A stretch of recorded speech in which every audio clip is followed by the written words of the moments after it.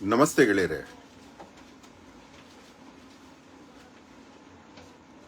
ಬಣ್ಣ ಬಣ್ಣದ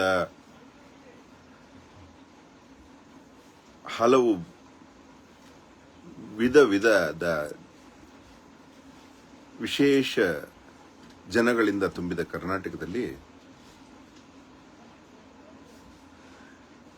ಕೆಲವು ಕಸದಂತಿರುವ ದುಷ್ಟರನ್ನ ಎಕ್ಕಿ ಎಕ್ಕಿ ಜನಕ್ಕೆ ತೋರಿಸಿ ಇವರಿಂದ ದೂರ ಇರಿ, ಮತ್ತೆ ಅವ್ರಿಗೂ ಪಾಠ ಕಲಿಸಿ ಹೆಣ್ಣ ನಿಂದನೆ ಮಾಡಿದಿರಿ ಅಂತ ಹೇಳುವಂತಹ ಒಂದು ಕೆಲಸ ಮಾಡ್ತಾ ಇದೀವಿ ನಾವು. ಅಂಥದ್ರಲ್ಲಿ ಸಂಜಯ್ ಎಥಿಸ್ಟ್ ಅನ್ನೋ ಒಬ್ಬ ದುಷ್ಟ ದುರ್ಮಾರ್ಗ, ಮಹಾ ರೇಪಿಸ್ಟ್ ಅವನು, ಅತ್ಯಾಚಾರಿ ಅವನು. ಸೌಜನ್ಯಮ್ಮನ ಮೇಲೆ ಅತ್ಯಾಚಾರವೆಸಗಿ ತಲೆ ಮರೆಸ್ಕೊಂಡು ಓಡಾಡ್ತಾ ಇದಾರಲ್ಲ, ಆ ರೀತಿ ಅತ್ಯಾಚಾರಿ ಅವನ ಭಾಷೆಯಲ್ಲೇ ಕಾಣುತ್ತೆ. ಬಾಯಿ ಬಿಟ್ರೆ ಹೆಣ್ಣು ಮಕ್ಕಳ ನಿಂದೆ ಮಾಡೋದು ಅವನಿಗೆ ಸಹಜದ ಗುಣ ಆಗೋಗಿದೆ. ಮಹಾದುಷ್ಟ, ಅವನದೇ ಆದ ಒಂದು ದುಷ್ಟ ಗಣ ಇದೆ, ಅವನ ಸುತ್ತಲೂ ಸುತ್ತಾ ಇರುತ್ತೆ. ಅವನ ಮೇಲೆ ಕೇಸ್ ದಾಖಲಾಗಿದೆ, ಮುಂಬೈಯಲ್ಲಾಗಿದೆ, ಸಮತಾನಗರ್ ಪೊಲೀಸ್ ಸ್ಟೇಷನ್ ಆಗಿದೆ. ಅವನು ಹುಡುಕಾಟಕ್ಕೆ ಇನ್ನೂ ಸಿಕ್ಕಿಲ್ಲ. ಅವನು ಯಾಕೆ ಎಲ್ಲೋ ಕಾಡಲ್ಲಿ ಯಾವುದೋ ಕಾಡಿನ ಜಾಗವನ್ನು ಕಬ್ಜಾ ಮಾಡಿಕೊಂಡು ದೊಡ್ಡ ಬೆಂಗಳೂರಲ್ಲಿ ತುಂಬಾ ಜನರನ್ನ ವಂಚಿಸಿ ದುಷ್ಟ ಅವನು. ಕ್ರೆಡಿಟ್ ಕಾರ್ಡ್ ಅಲ್ಲಿ ಅದು ಇದು ಎಲ್ಲದರಲ್ಲೂ ವಂಚಿಸಿ ಅವನ ಮೇಲೆ ಇಲ್ಲದ ಕೇಸುಗಳಿಲ್ಲ. ಬಾಯಿ ಬಿಟ್ರೆ ಹೆಣ್ಣನಿಂದನೇ ಯಾವ ರೀತಿ ಮಾಡ್ತಾನೆ ಅಂದ್ರೆ ಲಿಟ್ರಲಿ ಅತ್ಯಾಚಾರ. ಕೇಸ್ ಯಾಕೆ ತಗೊಂಡ್ರು ಅವನ ಮೇಲೆ ಅಂದ್ರೆ ಅವನು ವಾಟ್ಸ್ಆಪ್ ಮಾಡ್ತಾನೆ. ವಾಟ್ಸ್ಆಪ್ ಅಲ್ಲಿ ಮೆಸೇಜಸ್ ಸಿಕ್ಕಿದೆ. ಆ ಮೆಸೇಜಸ್ ಏನಂತ ಮಾಡ್ತಾನೆ ಅಂದ್ರೆ, ನಿಮ್ಮ ಮನೇಲಿರೋ ಹೆಣ್ಣು ಮಕ್ಕಳನ್ನ ನಾನು ಫೇಸ್ಬುಕ್ ಅಲ್ಲಿ ಆಕ್ಷನ್ ಮಾಡ್ತೀನಿ, ನಮ್ಮ ಫ್ರೆಂಡ್ಸ್ ಎಲ್ಲ ಆಕ್ಷನ್ ಅಲ್ಲಿ ಹಂಚ್ಕೊಂಡು ತಿಂತಾರೆ,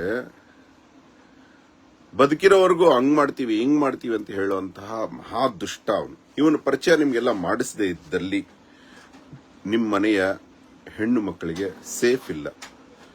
ಇವನು ಪರಿಚಯ ಮಾಡೋವರೆಗೂ ತುಂಬಾ, ಇವನೊಬ್ಬ ವಿಕೃತ ಕಾಮಿ. ಅವನ ಭಾಷೆ, ಅವನ ಪೇಜ್ಗೆ ಹೋಗಿ ನೋಡಿ, ಸಂಜಯ್ ಯಥಿಷ್ಟ್ ಅಂತ. ಮಹಾ ವಿಕೃತ ಕಾಮಿ ಅವನು, ಮಹಾದುಷ್ಟ ಅವನ. ಹತ್ಯೆ ಮತ್ತು ಅತ್ಯಾಚಾರ ಇಂಥವೇ ಅವನ ಬಾಯಲ್ಲಿ ಬರೋದು ಮಾತುಗಳು. ಕಿಚ್ಚ ಸುದೀಪನ ಪ್ರಚಂಡ ಅಭಿಮಾನಿ ಅವನು. ಕಿಚ್ಚ ಸುದೀಪನ ಅಭಿಮಾನಿಗಳಿಗೆ ಕಾಲ್ ಕೊಡ್ತಾನೆ, ಇವಾಗ ಇಲ್ಲೊಂದು ಇಂಥವ್ರ ಮನೇಲಿ ಒಂದು ಹೆಣ್ಣಿದೆ, ಇವಾಗಲೇ ಅವನ ಪೇಜಲ್ಲಿ ಹೋಗಿ ನೋಡಿ, ಅವನು ಬರೆದಿದ್ದಾನೆ, ಹಂಚ್ಕೊಳ್ಳಿ. ಇಂಥ ದುಷ್ಟ ದುರ್ಮಾರ್ಗನನ್ನ ನಿಮಗೆ ಪರಿಚಯ ಮಾಡಿಸದಿದ್ರೆ ಇದು ಕಿಚ್ಚ ಸುದೀಪನ ಅಲರ್ಟ್ ಆಗಬೇಕು, ಇಲ್ಲಾಂದ್ರೆ ದೊಡ್ಡ ಕೇಸ್ ಆಗುತ್ತೆ. ಅವನ್ ಪೊಲೀಸ್ ಸರ್ಚ್ ಅಲ್ಲಿದ್ದಾರೆ.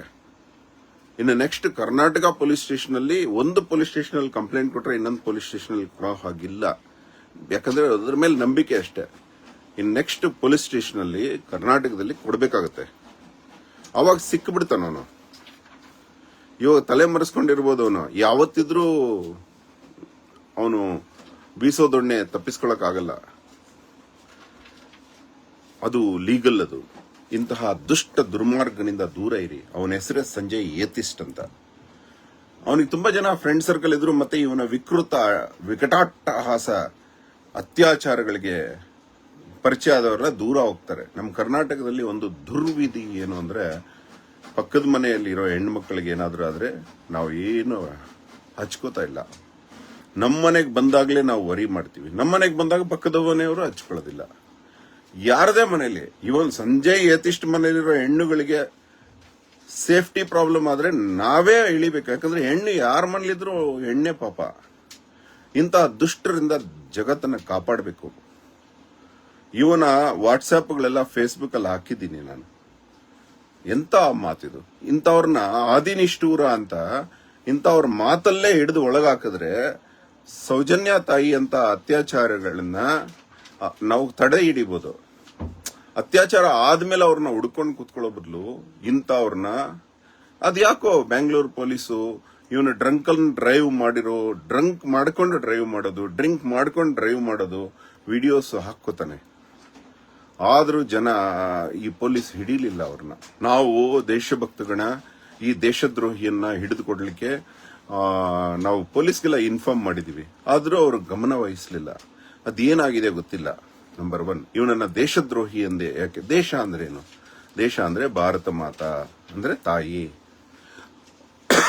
ಓಕೆ, ಬೇರೆ ಧರ್ಮದವ್ರಿಗೂ ದೇಶಭಕ್ತಿ ಇದೆ, ಎಲ್ಲ ಧರ್ಮದವ್ರಿಗೂ ದೇಶಭಕ್ತಿ ಇದೆ. ದೇಶಭಕ್ತಿ ಅಂದ್ರೆ ಮೊಟ್ಟ ಮೊದಲನೇದಾಗಿ ಆ ದೇಶದಲ್ಲಿರುವ ಹೆಣ್ಣಿನ ಸಂರಕ್ಷಣೆ ಆಗಬೇಕು, ಪ್ರಾಣಿ ಪಕ್ಷಿ ಗಿಡ ಮರಗಳ ಸಂರಕ್ಷಣೆ ಆಗಬೇಕು.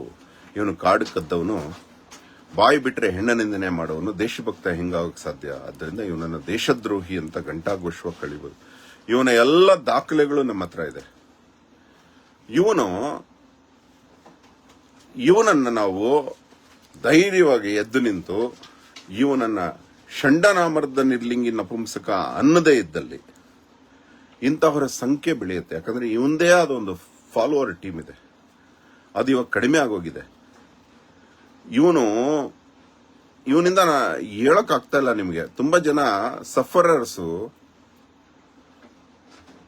ಮನೆ ಹಾಳು ಮಾಡೋನು ಇವನು.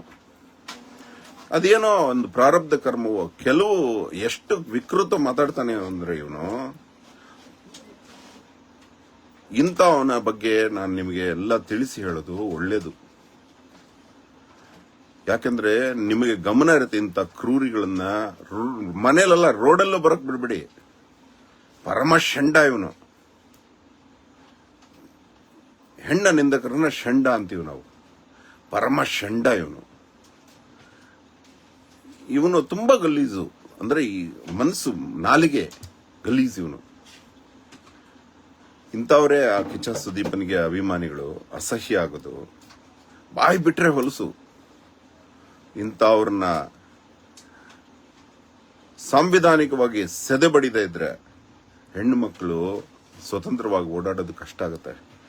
ಪ್ರೆಸೆಂಟ್ ಗೌರ್ಮೆಂಟ್ ಯಾವಾಗ ಬೇಕಾದ್ರೂ ಕರೀಬಹುದು. ಇವನ್ ದಾಖಲೆಗಳು ಕೊಡ್ತೀವಿ ನಾವು. ಇವನೆಂತವನಂತ ಪ್ರೂವ್ ಮಾಡ್ತೀವಿ.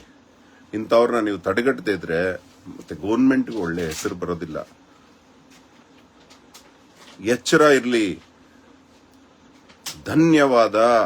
ಅಹೋರಾತ್ರ.